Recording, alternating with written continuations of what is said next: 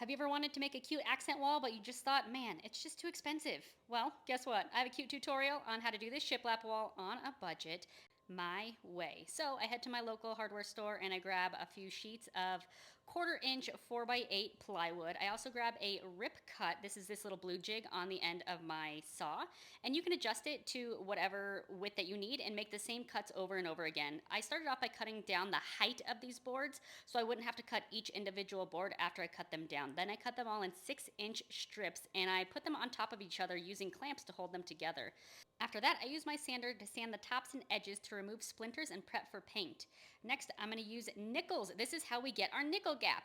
So let's get that first board up. I do start in the corner, and on the tops and bottoms, I use my brad nailer. Throughout the board, I use my pin nailer. This helps for less spackling in the end. If you don't have a pin nailer, no worries. You just have to do a little bit more spackling.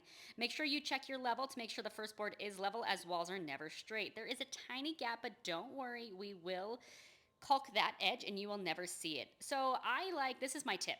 I like to paint the edges as I go because using a tiny brush in the end is going to be a lot harder. Spackle as you go as well, those nail holes just to save time in the end. I do paint the edges again as I go, so I paint the board before it goes up and then the other edge when it is already up. So let's grab that nickel, use our brad nailer. I pull the board over to hold that nickel tight, lock in the board with the brad nails, and then move that nickel down the board as I use my pin nailer, and you can adjust and pull the board in to make sure that you get that perfect nickel gap look. At this point, it is rinse, lather, repeat, paint your edges, nail your boards, use that nickel. Once I get to a spot, I decide to caulk that seam so that by the time I am ready to paint, that seam will be dry. And then I go ahead and prime the boards when I'm halfway done. Since I am using the tiny roller primer, I just decide to do a small part of the wall at a time.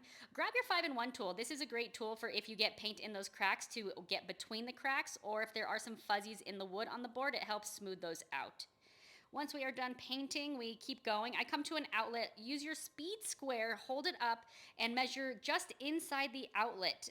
I use my speed square again to get the exact measurement for that cut. Use your drill, make a nice little hole, and then grab your jigsaw and just, cut out your hole for the outlet. So let's take it back inside and see if it fits.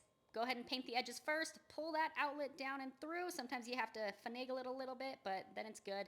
You can use the original screws or some pointier screws when you put that back in. So let's get our last piece up. I did have to rip this one down. I used my rip cut again and just measured the correct size, ripped down this board, and I was able to get this last piece in. I did want to add a little topper, so I had my mom help me measure the width of this space, then went down and cut down a little trim piece that I nailed right up. All that was left was the finishing work, so I caulked all the edges, wiped them down, spackled any remaining holes, primed everything, and then painted the wall. And that's it! If you like this tutorial, follow for more DIY tips, tricks, and tutorials. And one more time, that before and after. Ooh, I just love it so much. It just elevates this room. It makes a nice, clean, seamless space. Thanks for following, and see you next time.